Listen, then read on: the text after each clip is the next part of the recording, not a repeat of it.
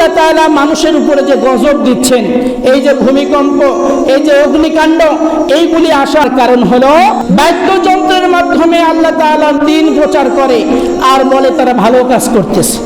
গান বাজনা এগুলির মাধ্যমে কোনোদিন দ্বীন প্রচার হয় না। আল্লাহ তাআলা গান বাজনার ব্যাপারে সূরা লুকমানের 6 নম্বর আয়াতে বলেন, ওয়া মিনান নাসি মান ইয়াশতারি লাহওয়াল হাদিস লিউদিল্লা আন সাবিলিল্লাহ বিগাইরি ইলমিন ওয়া ইয়াত্তাখিযুহা হুজওয়া উলাইকা লাহুম আযাবুন মুহিন। আল্লাহ তাআলা বলছেন, তো মানুষ রয়েছে তারা আল্লাহর পথ থেকে মানুষদেরকে দূরে রাখার জন্য অনর্থক কথাবার্তা ও বাদ্যযন্ত্র ক্রয় করে। অনর্থক কথাবার্তা এবং বাদ্যযন্ত্রের মাধ্যমে তারা মানুষদেরকে আল্লাহর পথ থেকে দূরে রাখে এবং আল্লাহর পথটাকেই ঠাট্টা বিদ্রুপ করে। তাদের জন্য রয়েছে কঠিন শাস্তি।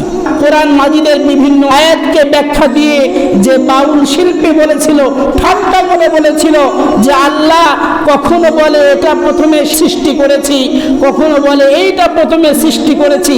এই যে ঠাট্টা বিদ্রুপ এবং গান বাজনা, এই ব্যাপারে সূরা লুকমানের 6 নম্বর আয়াতে আল্লাহ তাআলা বলছেন, যারা এগুলি করে উলাইকা লাহুম আযাবুন মুহিন, আল্লাহ তাআলা তাদের জন্য রেখেছেন কঠিন শাস্তি। তাহলে আমরা কোরআনের আয়াতের মাধ্যমে বুঝতে পারলাম গান বাজনা এটা হারাম। এখন আসেন হাদিস। তিরমিজি শরীফে 2212 নম্বর হাদিসে আল্লাহ রাসূল বলছেন, আন ইমরান ইবনে হাসিন আন্না রাসূলুল্লাহ সাল্লাল্লাহু আলাইহি ওয়াসাল্লাম ক্বালা ফি হাযিহিল উম্মতি খাসফুন ওয়া মাসখুন ওয়া কাযফুন। আল্লাহ রাসূল বলেন যে মানুষের মাঝে যখন ভূমিকম্প হবে, মানুষের চেহারাকে আল্লাহ তাআলা বিকৃত করে দিবেন এবং পাথর বর্ষণ করবেন আল্লাহ তাআলা। এই উম্মতের উপরে এই কাজগুলি অচিরে ঘনিয়ে আসবে। তখন একজন ব্যক্তি জিজ্ঞেস করলেন, ক্বালা রাজুলুন মিনাল মুসলিমিন, একজন মুসলমান বললেন, ইয়া রাসূলুল্লাহ মাতা যালিকা, কখন আসবে, কখন এই কাজগুলি আসবে? ভূমিকম্প হবে, পাথর বর্ষণ হবে, মানুষের চেহারাগুলি বিকৃত হয়ে যাবে, এটা কখন?